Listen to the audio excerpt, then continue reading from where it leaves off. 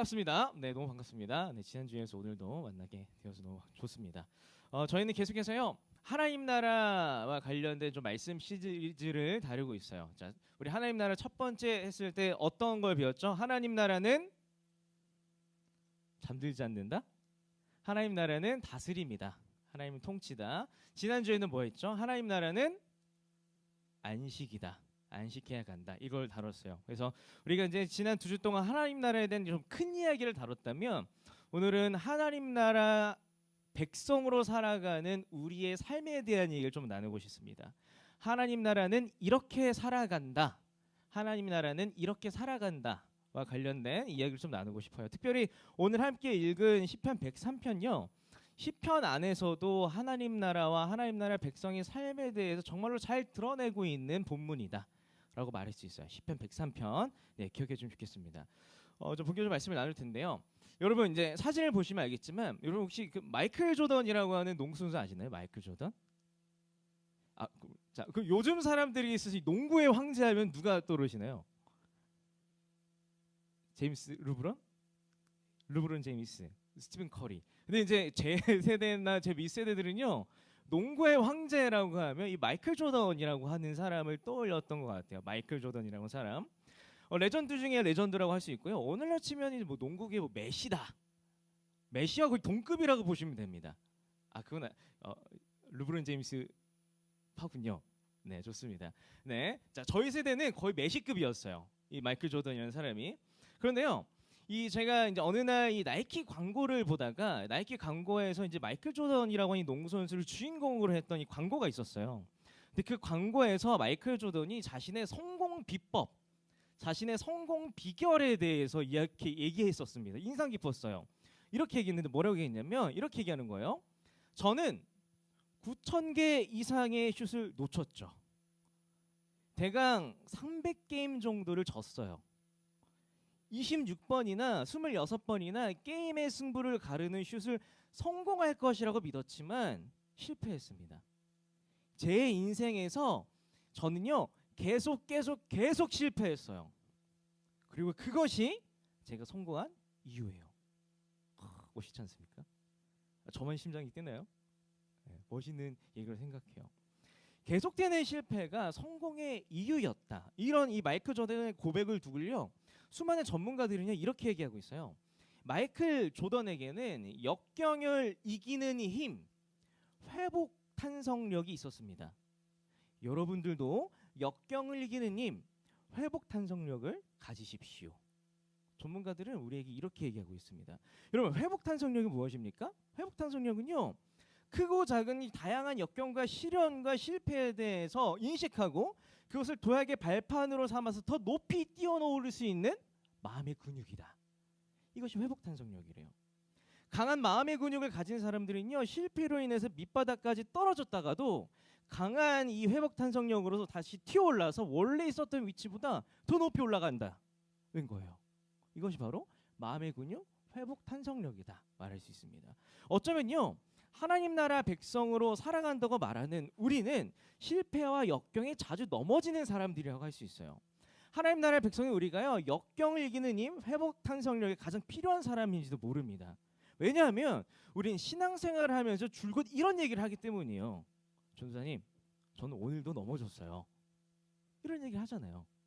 전도사님, 저는 오늘 연약해요. 저는요 오늘도 죄인이에요. 이런 얘기들을 정말로 많이 하지 않습니까? 그렇습니다. 지금 이 자리에서 예배한 우리 모두는요 하나님 나라 백성답게 살기 위해서 늘상 회복 탄성력을 훈련하고 길러내어야 한다라고 말할 수 있어요. 우리가 이제 어떻게 회복 탄성력을 기를 수 있을까요? 그리고 우리가 어떻게 회복 탄성력을 훈련할 수 있을까요? 우리가 어떻게 새청 여러분 혹은 후배들아 그리스도인인 나는 9,000번 넘어졌어. 300번 졌어. 26번 내 인생의 기로라고 하는 순간 때마다 굴복했어. 그렇지만 그것이 바로 내가 하나님 나라 백성답게 살아갈 수 있었던 이유야 라고 말할 수 있을까요? 우리는요 분명 회복 탄성력을 기를 필요가 있습니다. 오늘 우리가 함께 읽은 시편을 보면요 우리가 비슷한 처지를 살아갔던 한 사람을 상상해 볼 수 있습니다. 한 인물을 상상할 수 있는데 그 사람 바로 다윗이에요. 다윗입니다. 시편은요 하나님 나라 백성으로 살아갔던 다윗의 일기장이라고 할 수 있습니다. 다윗의 일기장이라고 할 수 있습니다. 다윗이 하나님 나라 백성을 살면서 겪었던 온갖 희노애락과 생사거롭과 실패와 역경과 성공에 대한 수많은 감정들이 담겨 있기 때문이에요. 우리는요 시편에 드러났던 다윗을 보면요 아 하나님 나라 백성은 이렇게 살아가는 거구나라는 것을 헤아릴 수 있다는 거예요. 방향을 잡을 수 있다는 겁니다. 그런데요 제가 이 시편을 묵상하면서 설교를 준비하는데 다윗이요 시편을 통해서 우리에게 이렇게 말하는 것 같았어요. 어떻게 얘기했냐면 여러분 하나님 나라의 백성으로 산다는 것은 결국 바닥을 치고 올라가는 거더라고요. 여러분 하나님 나라 백성으로 산다는 것은 참으로 어렵지만 결국 올라가는 삶이더라고요. 이것이 바로 시편을 통해 드러나는 다윗의 하나님 나라 백성으로서의 고백이다 말할 수 있습니다. 사랑하는 시청자 여러분, 오늘 이 시간 함께 말씀을 나누면서요 하나님 나라 백성으로 살아간다는 거에 대해서 우리가 깊이 고민하셨으면 좋겠어요. 여러분들이 이 자리에 있는 이상 여러분들이 원하든 원하지 않든 여러분들 하나님 나라 백성이기 때문이에요. 하나님의 백성으로서 역경과 실패를 딛고 일어난 일, 이게 회복 탄성력을 어디서 어떻게 얻을 수 있는지 고민하고 그리고 세상으로 나아가서 매 순간 바닥을 치고 높이 솟아오르는 새청청년 여러분 모두가 되시기를 좀 간절히 소망하고 도전하고 싶습니다. 네, 본격적으로 좀 말씀을 나누면 좋겠어요. 자, 우리 함께 따라서 외치면 읽으면 좋겠습니다. 우리의 회복 탄력성, 신실하신 하나님. 시편 103편 15절에서 18절을 함께 읽겠습니다. 시작.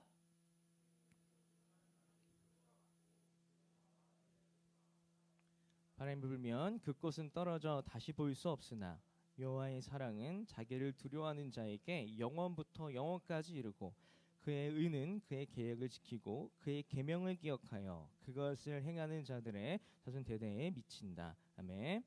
다윗은요 자기 인생을 시로 풀어내고 있어요. 시로 그려내고 있습니다.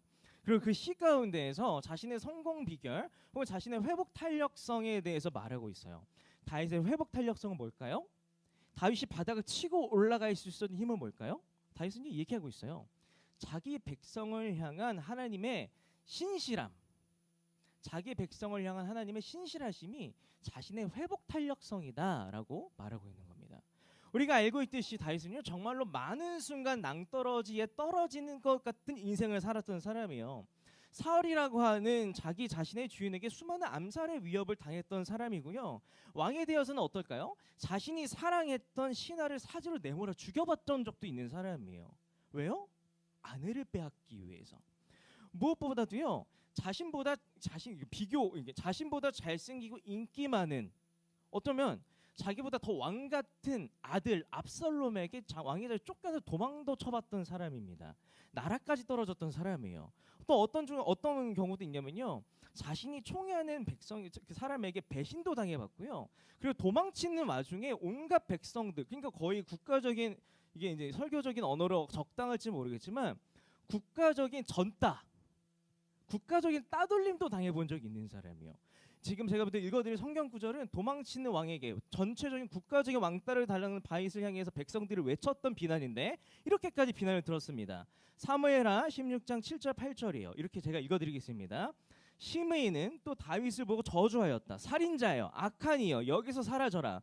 여호와께서 사울과 그 가족을 죽인 죄를 너에게 갚으셨다. 네가 사울의 왕위를 빼앗았으나 이제 여호와께서 그것을 너의 아들 압살롬에게 주었구나. 너는 사람을 죽인 죄로 이제 벌을 받아 망하게 되었다. 백성들이요 다윗을 따돌리는 거예요. 백성들이 다윗을 따돌리면서 어떻게 따돌리냐면요 과거의 실수를 끄집어내면서 따돌리는 거야. 거봐 사울 죽이더니 꼴 좋다.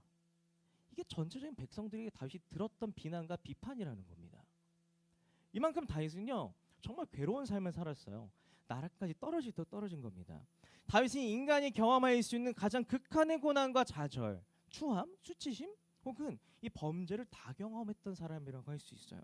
자신의 죄로 인해서 초래된 모든 나라를 경험했던 사람일 수 있고 우리가 살아가면서 한 번쯤 이 다윗과 비슷한 경험을 할 수도 있을 거다라고 저 말씀드릴 수 있어요.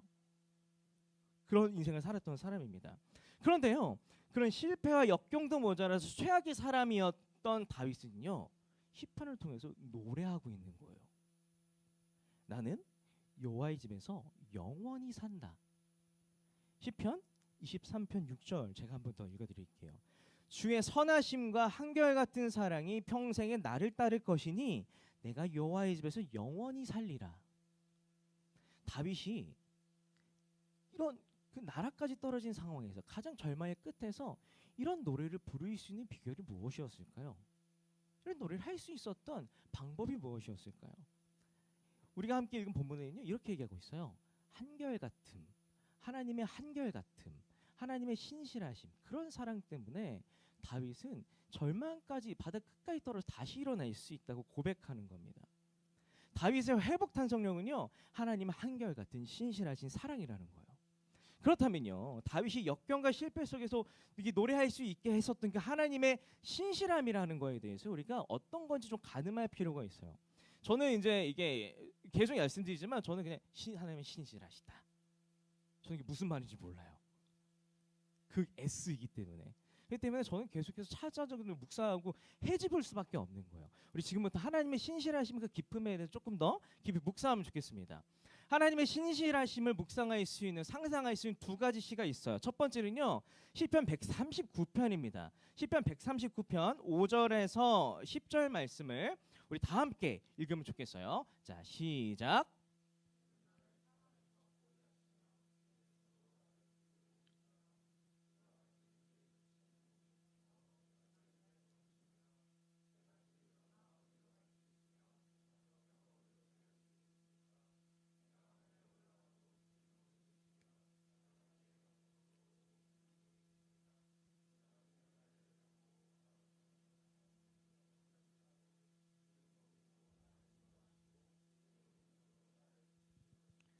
저희가 함께 읽은 본문에서요 다윗은 자신이 실패해도 괜찮은 이유에 대해서 얘기하고 있어요. 내가 넘어져도 괜찮은 이유에 대해서 얘기하고 있는데 자, 하나님의 신실하시기 때문이랍니다. 근데 하나님의 신실하심이 우리가 이렇게 읽은 그 시편에서 볼 수 있듯이 어때요? 집요해요. 끈질겨요. 절대 포기하지 않아요. 하나님의 신실하심을 이렇게 설명할 수 있다는 거예요. 하나님이 우리를 이렇게 감싸고 있대요. 이렇게. 이게 바로 하나님의 신실하심이라고 묘사하고 있는 거예요. 다윗은요 하나님이 나를 향해서 집요하시기 때문에, 조금 극단적인 언어를 쓰면 하나님께서 나에게 집착하시기 때문에 난 넘어져도 일어날 수 있다라고 고백하고 있는 거예요. 삶을 경험해서 고백하고 있는 겁니다. 내가 언제 어디 있든지, 심지어 내가 지옥에 떨어져도 끝까지 쫓아와서 붙들어 주시고 세워 주시는 건 이것이 바로 하나님의 신실하심이다. 이것이 다윗의 고백하는 하나님의 신실하심이라고 말하고 있어요. 하나님의 신실하심은 우리는 실패할 수 없다는 것입니다. 다윗의 이런 믿음이 그의 회복 탄력성이었다라고 말할 수 있어요. 저에게도요 이런 고백이 있어요. 이렇게 주장할 때가 있습니다. 하나님의 신실하심을 붙들고 살아가는 그리스도인들이 이런 말을 할 수 있는 거예요. 어딜 가나 하늘나라라는 찬양처럼 말할 수 있다는 거. 뭐예요?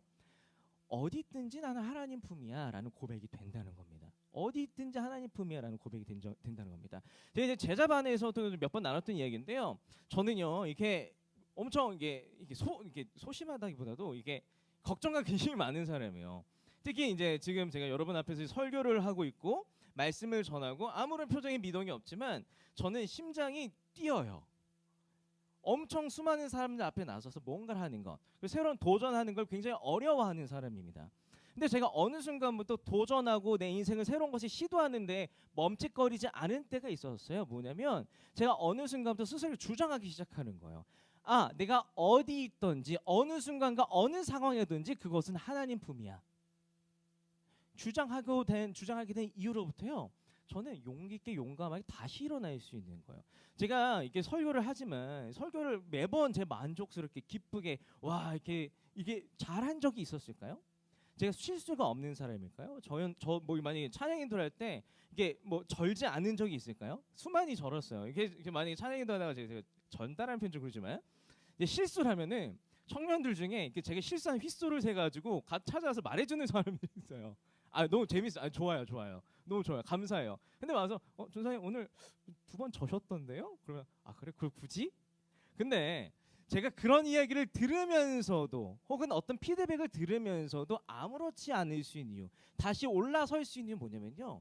그 어떤 순간에도 그것은 하나님 품이기 때문이에요. 여러분이 넘어져 있는 때도 하나님 품이고 여러분이 일어서도 하나님 품이기 때문이요.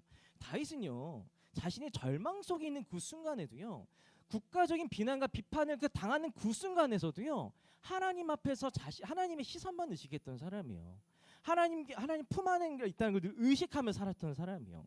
그것이 있었기 때문에 다윗은 다시 일어날 수 있었다는 겁니다.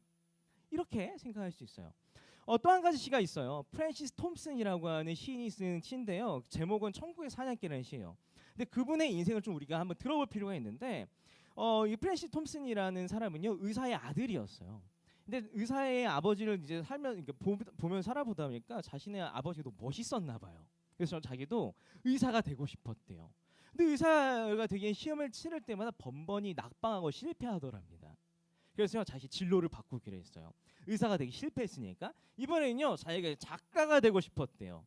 작가가 되고 싶어서 영국 사람인데 이제 지방에 살다가 런던으로 올라왔다는 거예요. 이 런던에서 이제 작가 지망생 열심히 사는데 자기가 시도하고 노력하는 것마다 족족족 실패하는 거예요. 그리고 자신의 삶이 너무 비루하게 느껴지더랍니다. 왜냐하면 그냥 엄청 이게 자기가 시인이나 작가로서 열심히 사는 게 아니라 그냥 사람들이 밑바닥으로 여길 수 있는 일만 하며 살았기 때문이고 풍족하지 않았기 때문이요. 그러다가 절망 끝에 떨어지다가 그가 손댄 것이 있어요. 아편 아세요? 아편? 마약을 손댄 거예요. 마약까지 손대니까 그가 더 이상 회복될 수 없을 정도로 바닥에 떨어지기 시작하는 거예요. 추락하기 시작하는 겁니다. 그 프랜시스 톰슨이라고 하는 사람은요 절망 끝에 서봤던 사람이었어요. 그런데 그럼 프랜시스 톰슨이 우연히 만난 사람들이 있어요. 그럼 만나게 된 부부가 있습니다. 그 부부 이름은 메이넬 부부라고 하는 사람들이요. 이 메이넬 부부라고 하는 사람들이 그 부부가 그 프랜시스 톰슨을 그냥 아무런 이유 없이 우연히 만났다는 이유만으로 도와주기 시작하는 거예요. 그의 삶이 바뀌기 시작하는 거예요. 그리고 프랜시스 톰슨은 메이넬 부부 외에도요 정말 뜻밖의 사람들을 만나서요 구제와 도움을 받기 시작하는 겁니다. 그러고 나서 프랜시스 톰슨은 회복하게 되는 거예요. 구원받기 이른 겁니다. 이 프랜시스 톰슨이 자신의 살아온 인생과 여정을 돌아보니까 이런 고백을 하게 된 거예요. 나도 내 인생을 포기했는데 하나님께서는 우연히 만난 모든 손길들을 통해서 나를 끝까지 추적하셨구나. 나를 끝까지 추격하셨구나. 나를 끝끝내 구원하셨구나. 라고 고백하면서 쓴 시가 천국의 사냥개라고 하는 시예요. 제가 한번 읽어드릴게요. 그의 삶이 담겨있는 시라고 할 수 있습니다. 제가 읽어드리겠습니다. 좀 길어서 제가 읽어드릴게요. 나는 그에게서 도망쳤네. 밤에도 낮에도. 나는 그에게서 도망쳤네. 수많은 세월 동안에. 나는 그에게서 도망쳤네. 내 마음속이 미궁 같은 길로. 슬픔 속에서도 그를 피해 숨었다네. 겉으로는 계속 웃었고 한때 희망에 불어오르기도 했지만 이내 두려움의 골짜기 아래 거대한 어둠 속으로 곤두박질 쳐버렸네. 나를 따라오는 추적해오는 그 힘찬 발소리. 그러나 서두르지 않고 흐트러지지 않는 걸음걸이. 장엄한 긴박함으로 한 목소리가 두드린다. 발소리보다 더 긴박하게. 네가 나를 배반하기에 모든 것이 너를 배반한다. 가여워라. 너는 알지 못하는도다. 오직 나 아니면 비천한 너를 누가 사랑해 주겠느냐. 내가 내게서 너의 모든 것을 가져감은 너를 해롭게 하려는 것이 아니라 다만 네가 그 모든 것을 내 품에서 찾게 하려 함이었다. 네가 아이 같은 생각을 잃어버렸다. 여기 모든 것을 나는 내 집에 쌓아두었노라. 일어나라. 내 손을 꼭 잡고 가자. 프랜시스 톰슨은요 시를 통해서요 자신이 만난 하나님을 묘사해요. 상상해요. 그 하나님은 어떤 모습이었어요? 사냥개 같다라는 거예요. 사냥개 같이 나를 쫓아오신다. 사냥개 같이 나에게 집요하신다. 나의 구원을 위해서. 프랜시스 톰슨의 인생을 통해서요 신실하신 하나님은 추격자이시구나 상상할 수 있었던 거예요. 그런데요 이 추격자 같은 하나님, 절대 포기치 않은 하나님은요 여러분들의 하나님이시기도 하시다. 여러분들의 하나님이시기도 하시다라고 할 수 있어요. 저에게는요 가장 힘들 때 부르고 묵상했던 찬양이 하나가 있었습니다. 주님은 신실하고라는 찬양이에요. 주님은 신실하고는 찬양입니다. 제가 이제 설교 자리는 어느 곳에서 자주 했던 얘기긴 하지만 제가 사역을 하면서 정말 힘들고 포기하고 싶었던 때가 있었어요. 근데 바로 그때 제가 이 찬양의 100일의 제사라고 하는 나름대로 프로젝트를 했었습니다. 저는 그때가 너무 달콤했던 시간이라고 말할 수 있어요. 정말 그 시간을 마련하기는 너무 힘들지만 마련해서 그 자리에 나가서 너무나 달콤했던 시간이었습니다.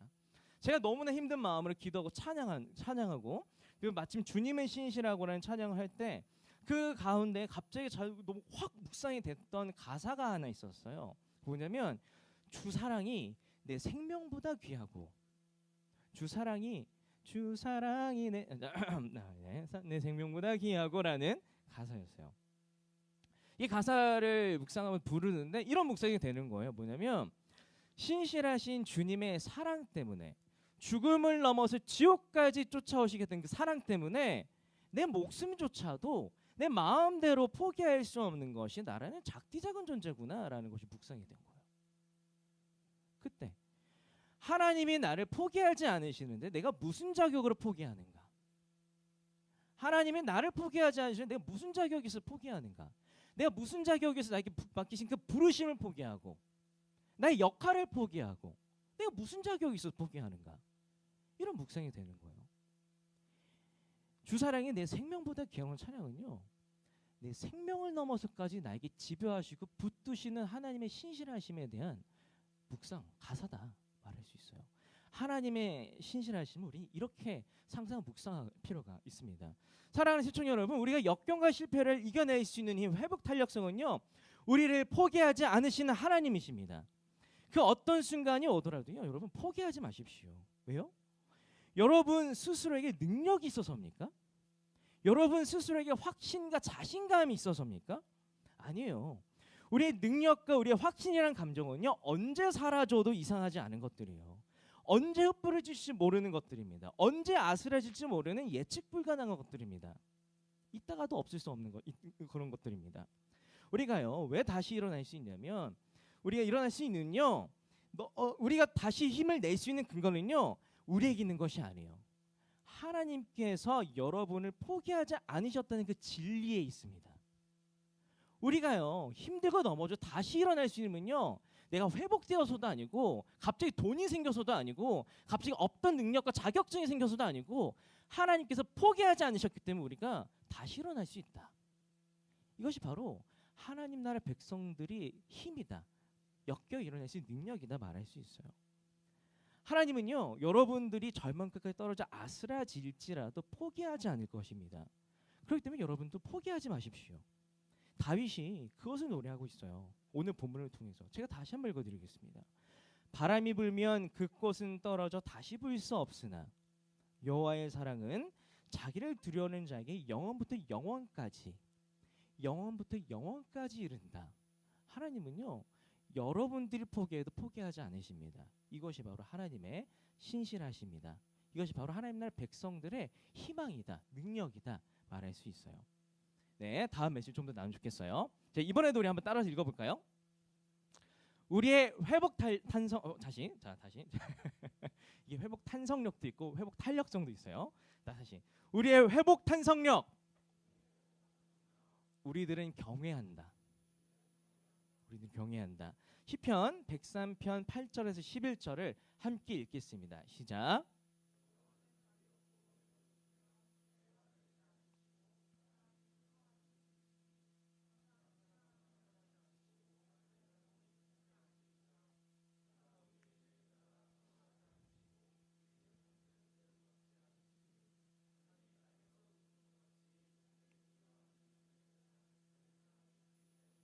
아멘.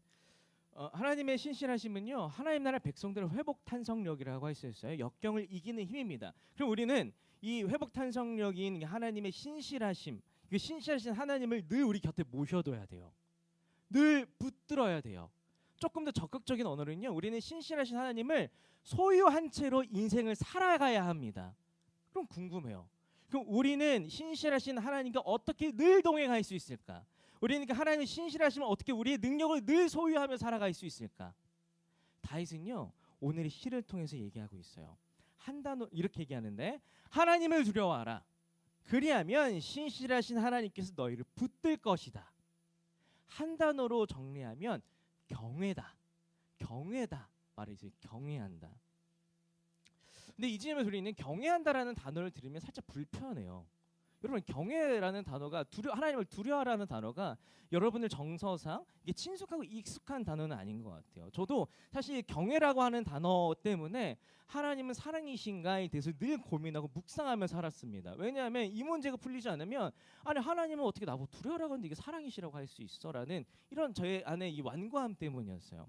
조금 더 이해하면 좋겠는데 성경 안에는요 이 자기계발서와 같은 역할을 했던 책들이 있습니다. 뭐냐면 지혜서라고 불리는 책이에요. 지혜서.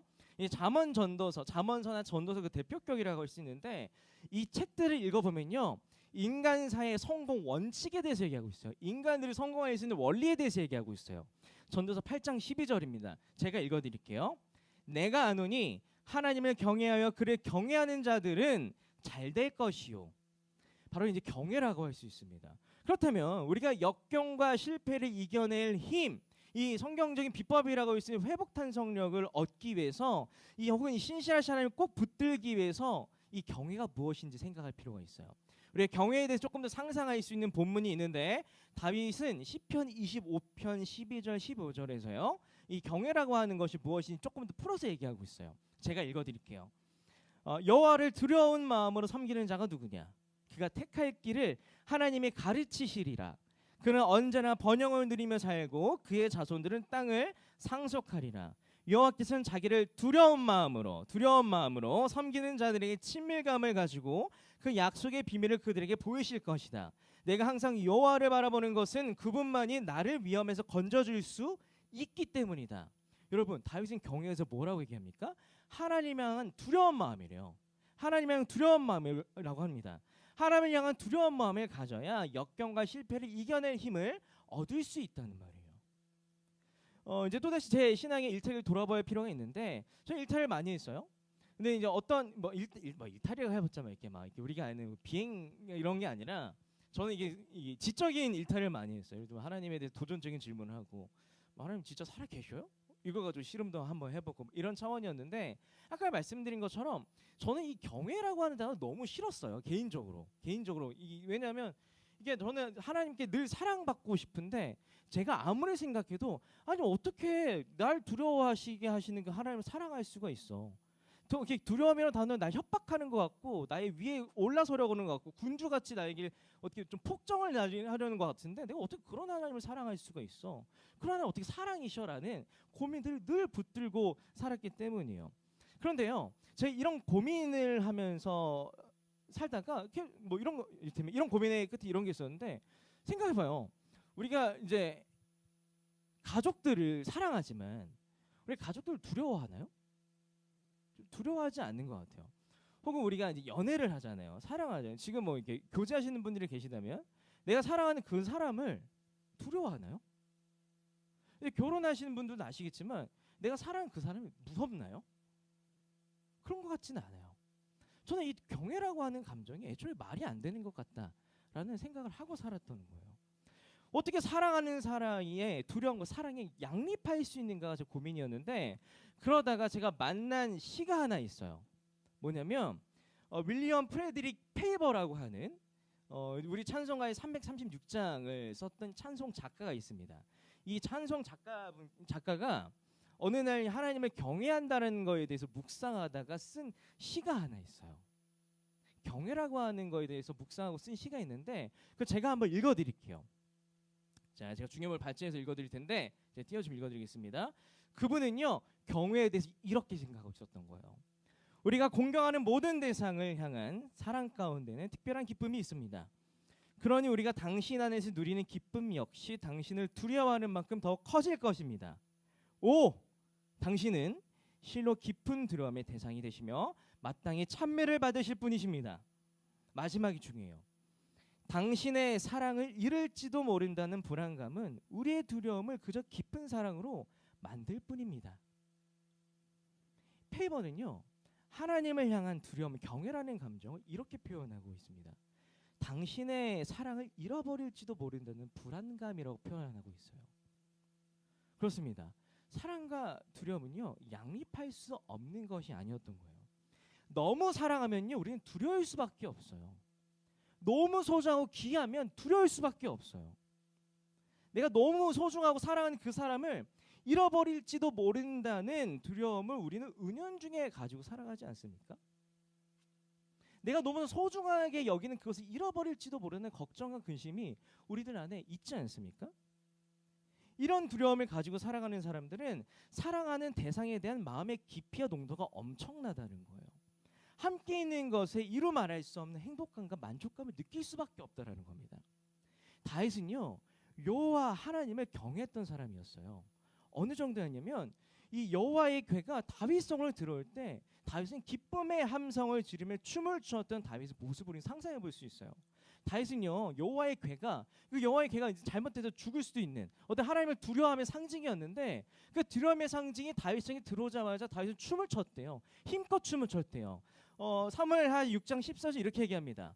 그리고 그는 모시의 옷을 입고 여호와 앞에서 힘껏 춤을 추었다 라고 얘기하고 있는 거예요. 하나님을 향한 깊은 사랑, 두려움이 있는 사랑, 경외라는 감정이 이해가 가지 않나요? 다윗에게 있어서요, 이 경외는요, 잃을 수 없는 분을, 잃어버릴 수 없는 분을 다시 되찾았기 때문에 기뻐서 춤을 출 수밖에 없었던 거예요. 이것이 경외라는 감정을 헤아릴 수 있는 한 차원이에요. 사랑하는 새청 여러분, 하나님을 향한 경외와 두려움은 무엇입니까? 하나님의 심판을 두려워하는 건가요? 하나님의 분노를 두려워하는 것입니까? 하나님의 상벌 가운데 긴장하며 살아가는 것입니까? 아니에요. 하나님을 향한 거룩한 감정의 경외는요, 하나님을 향해서 이렇게 고백하며 살아가는 거예요. 내가 당신을 잃을까 두렵습니다. 제 인생에 당신이 없을까 두렵습니다. 당신이 없으면 내 인생이 송두리째 흔들려 버립니다. 이런 마음으로 하나님을 붙잡는 것이 경외라는 거예요. 하나님 외에는 내 인생을 설명할 대안이 없습니다. 하나님 외에는 내 인생을 붙들 대안이 없습니다. 제 곁을 떠나지 말아 주시옵소서. 이렇게 고백하는 백성이 된다는 거예요. 이렇게 자신을 경외하는 백성들을 향해서 하나님 어떤 마음을 품으신다고요? 13절, 오늘 보면 13절입니다.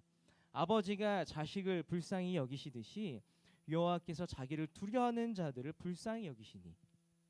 그리고 어떻게 대하신다고요? 신명기 6장 24절입니다. 하나님 나라를 사랑하는 백성들의 청사진에 대한 이야기예요. 주님께서 우리에게 이 모든 규례를 명하여 지키게 하시고 주 우리의 하나님을 경외하게 하셨다. 우리가 그렇게만 하면 오늘처럼 주님께서 언제나 우리를 지키시고 우리가 잘 살게 하여 주실 것이다. 자기 자신 말고는 대안이 없는 백성들에게 풍성한 삶을 선물하시는 대안이 되어 주신다는 거예요. 이것이 바로 하나님 나라 백성들이 바닥에 떨어져도 다시 일어날 수 있는 힘이고, 그 일어날 수 있는 힘을 붙잡는 방법입니다. 경외한다. 경외한다. 사랑하는 시청 여러분, 하나님 나라 백성들은요, 다시 일어설 힘, 회복 탄성을 어떻게 얻습니까? 하나님을 경외함으로 얻습니다. 하나님을 경외함으로 하나님의 포기치 않은 긍휼과 인자, 보호, 돌봄을 얻습니다. 그러므로 내 인생에 대한은 하나님밖에 없다는 마음으로 하나님을 경외하시는 여러분 모두가 되셨으면 좋겠어요. 경외는요, 간절한 목마름으로 하나님을 굳게 붙드는 거예요. 경외는요, 간절한 마음을 하나님을 붙드는 거예요. 저는요, 새청 여러분 모두가 경외함으로 하나님을 간절히 붙드는 백성이 되셨으면 좋겠어요. 이 세상을 용기 있고 당당하게 넘어져도 다시 일어나는 여러분이 되셨으면 좋겠습니다. 오늘의 설교가 짧아요. 이제 말씀을 맺도록 하겠습니다. 말씀 맺도록 하겠습니다. 오늘 본문 시편 이 본문들을 노래했던 다윗의 삶을 여러분 한번 보셨으면 좋겠어요. 다윗의 삶은요, 하나님 나라 백성으로 살아가는 우리의 삶을 현실적으로 너무나 잘 드러내어 줍니다. 다윗의 삶처럼 우리의 삶은요, 역경과 실패가 가득합니다. 최악이라고 말할 수 있는 순간들도 있어요. 우리는 그런 순간들을 어떻게 넘어져도 다시 일어날 수 있을까요? 넘어져도 다시 일어날 수 있는 힘, 이 회복탄성력 무엇이고 우리는 그걸 얻을 수 있을까요? 두 가지만 기억하셨으면 좋겠어요. 두 가지만 기억하셨으면 좋겠습니다. 첫 번째, 하나님 나라 백성들의 회복탄성력은 하나님의 신실함입니다. 두 번째, 하나님 나라의 백성들의 회복탄성력은 하나님을 경외함으로, 하나님을 간절히 갈망하고 원함으로 얻습니다. 하나님밖에 대안이 없을 때 우리는 하나님의 신실함을 풍성하게 누릴 수 있습니다. 하나님의 백성은요 신실하신 하나님께 붙잡힌 채 살아가는 백성들입니다. 하나님 나라의 백성들은 경외함으로 하나님을 굳게 붙든 채 살아가는 백성들입니다. 우리가 굳게 붙들리고 굳게 붙드는 백성이 되는 바로 그때 우리는 분명히 새 힘을 얻어서 다시 일어날 것입니다. 우리 함께 우리의 회복 탄성력, 우리 주님의 신실하심을 찬양하면서 나아갑시다.